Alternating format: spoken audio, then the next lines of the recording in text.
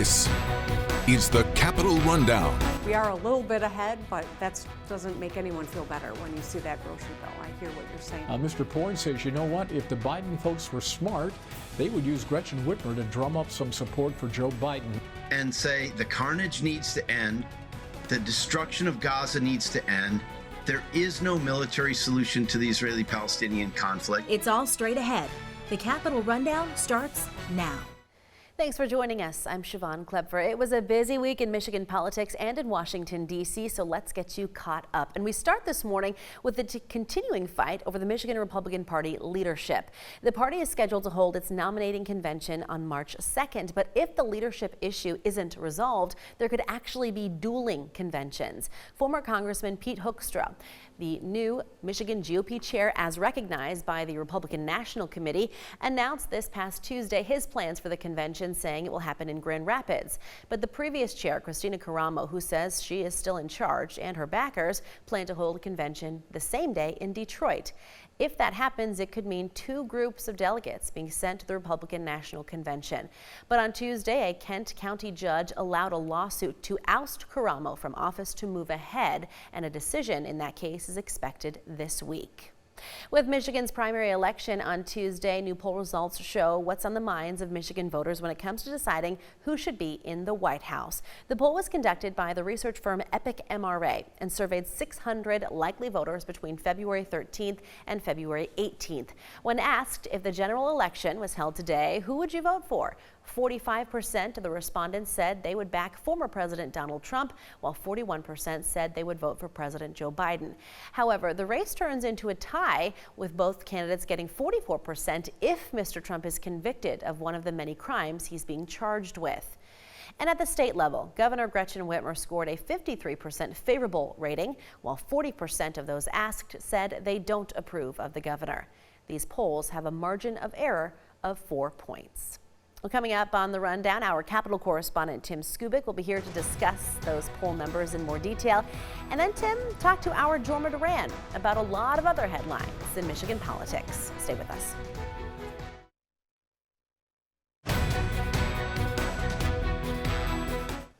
Welcome back. There are Michigan Democrats who want a ceasefire in Gaza and are saying they won't vote to send Joe Biden back to the White House without one. But the president has been making some effort at winning them back, bringing their concerns to the United Nations in the form of a ceasefire request. Our Capitol correspondent Tim Skubic tried to find out if that will make a difference. Progressive dissident Democrats in Michigan are sending the White House a strong message demanding that the president change course in Gaza. And if he does not, they threaten to vote against him in the presidential primary by voting uncommitted. Former Oakland County Progressive Democratic Congressman Andy Levin argues the president needs to be a peacemaker to avoid that uncommitted vote. And say the carnage needs to end, the destruction of Gaza needs to end. There is no military solution to the Israeli-Palestinian conflict. The occupation needs to end. So the question is, does the ceasefire request from the Biden White House to the UN Security Council meet the demands of the dissidents? Longtime political pundit Bill Banerjee was asked, did the voting threat work? If all that they really are after is to get a change in policy by the Biden administration, yes.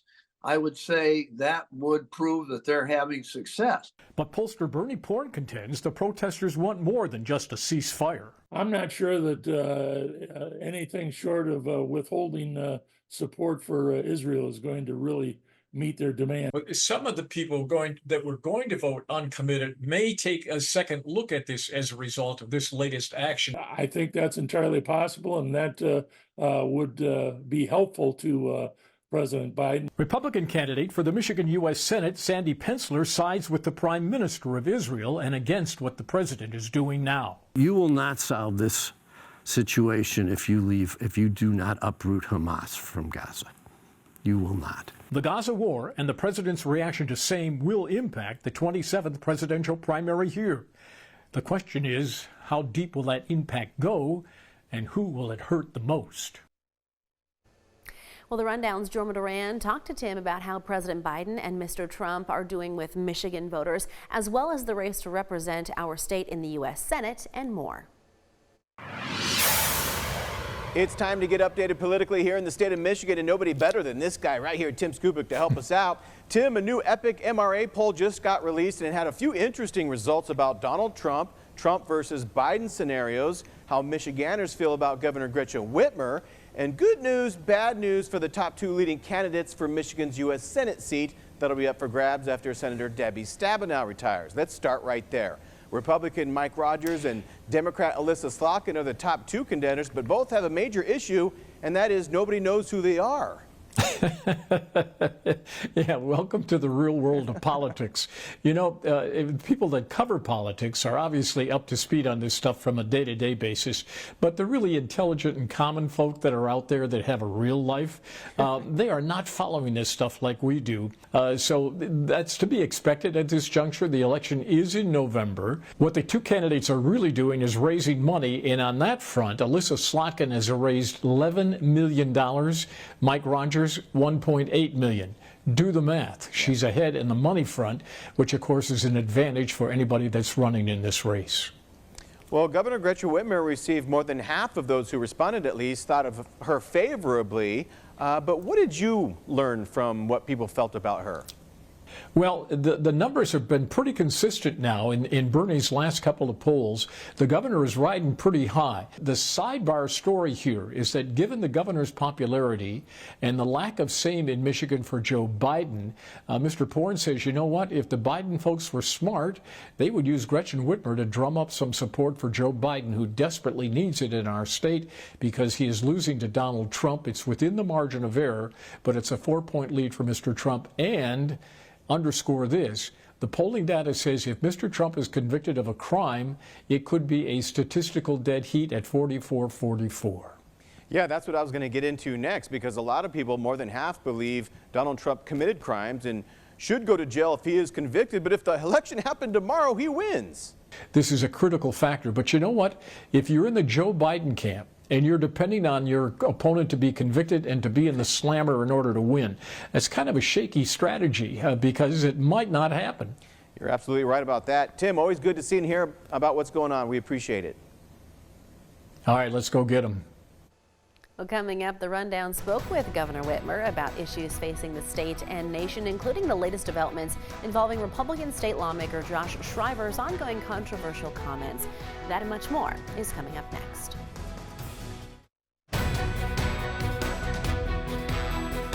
Welcome back. Earlier this month, Republican State Representative Josh Shriver was stripped of his committee position and had his office resources limited by Democratic Speaker of the House Joe Tate because of his controversial social media posts.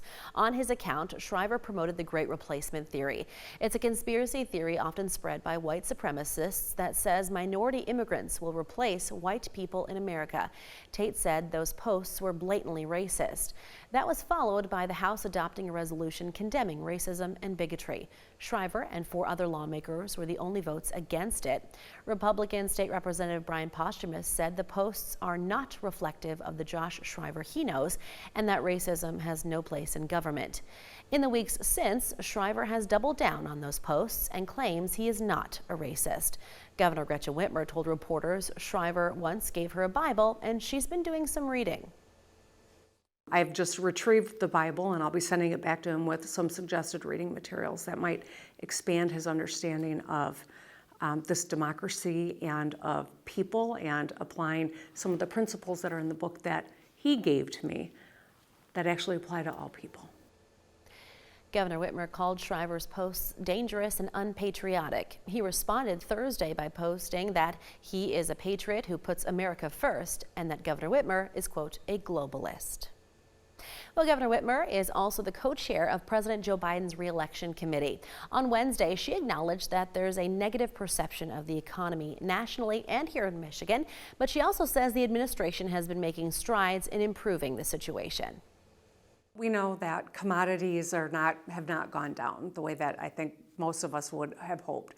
We have seen inflation start to come down. We've seen our workforce participation at historic highs. So people are at work. Their actually take-home pay has gone up even faster than inflation has gone up. And so we are a little bit ahead, but that doesn't make anyone feel better when you see that grocery bill. I hear what you're saying. The governor also said efforts by Michigan Democrats to reduce taxes and investments in manufacturing will help get the economy back on track. On Tuesday, the Supreme Court declined to undo sanctions against lawyers allied with former President Donald Trump. Lawyers Sidney Powell, Lynn Wood, and others filed a lawsuit challenging Michigan's 2020 presidential election results. That lawsuit was later ruled meritless by a U.S. district judge of the Eastern District of Michigan. And it was one of dozens of suits filed in a failed attempt to prove that election results were illegitimate in states where Mr. Trump had lost, a conspiracy theory with no basis in truth. The Trump lawyers were ordered to pay back attorneys' fees accumulated by Michigan state officials and Detroit in seeking the sanctions and to take legal education classes. The Supreme Court's decision means those punishments stand. Well, coming up next here on the Capitol Rundown, Republicans in Congress are moving ahead with hearings into alleged wrongdoing by President Joe Biden and his family. But developments this week are threatening to collapse the whole thing. We'll explain when the Rundown returns.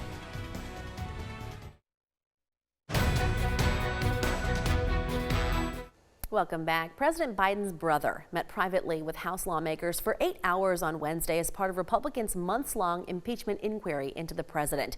James Biden testified that his brother was never involved in his business dealings. Our Washington correspondent Jesse Tenor reports.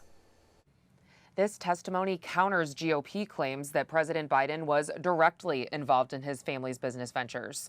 But Republicans are still pushing ahead with their investigation. I got a lot of questions. President Biden's brother, James, answered House Republicans' call for questioning Wednesday in their impeachment inquiry into the president. It surrounds the Biden family's overseas finances, but so far lacks evidence. We're so early in the process. South Carolina Congressman William Timmons said their investigation still stands. But James Biden told lawmakers his brother, quote, never had any involvement or any direct or indirect financial interest in the family's business dealings. It feels to me as if everyone knows the impeachment investigation is over. Maryland Democrat Congressman Jamie Raskin said that should be even more apparent after a GOP star witness was charged with fabricating his story. It all exploded. According to prosecutors, the former FBI informant made up a multi-million-dollar bribery scheme involving President Biden, his son Hunter, and a Ukrainian energy company.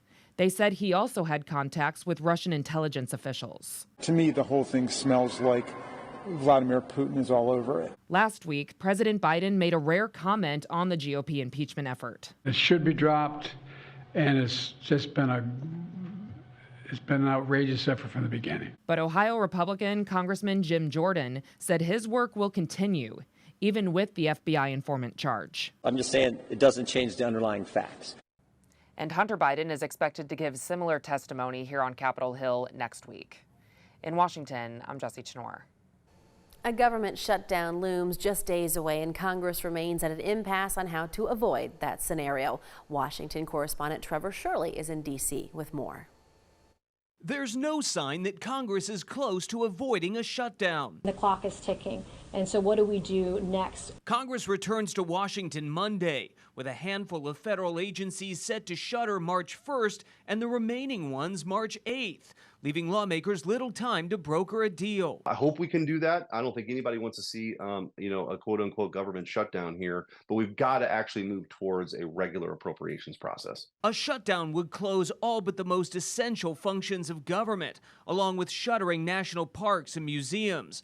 Both sides have tried to assure the public a shutdown won't happen, but that's appearing less likely. Do you want to close Mount Rushmore so the southern border can be open? Hard-right Republicans are pressuring Speaker Mike Johnson to reject any government funding bill that doesn't include new border security protections. You either secure the border or you get no money for the government. But even some Democrats who support border reform say the disruptions caused by a government shutdown aren't worth that fight. It is so challenging to get anything done in Congress because I work with Republican colleagues who simply don't want to fix things. A bipartisan spending deal could be released as early as Sunday, but it's still not clear whether House Speaker Mike Johnson would accept that agreement. Reporting in Washington, I'm Trevor Shirley. Coming up next on the Capitol Rundown, Vice President Kamala Harris was in Michigan last week. It was part of a nationwide tour to rally Democratic voters around reproductive rights. The details are next.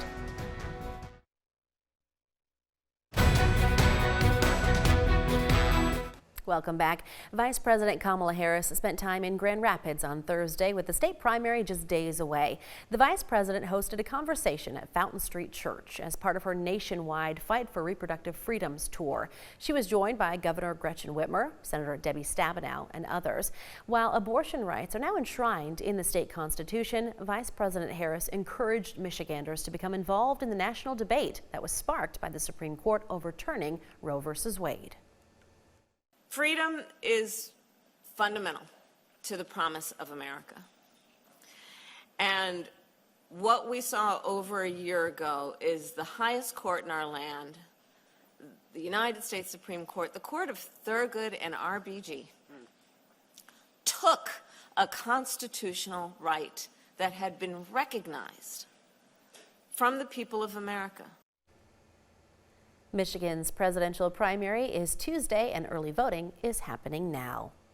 Well, finally this morning, there's a new contender for the White House, and he's got policy goals we can all get behind. Take a look and meet Timothy the Hippo. His candidacy was announced at the San Antonio Zoo on Monday with a special event announcing Timothy's sturdy platform. So let's start with initiative number 1, the importance of naps. Besides his Naps for All plan, the hippopotamus, with help from zookeepers, says he wants mandatory snack times in all schools and workplaces. The zoo also launched campaign merchandise to raise money for animal conservation. Well, if you're interested in getting more political news from Michigan and Washington, we've got just the thing for you. You can sign up for our Capitol Rundown newsletter.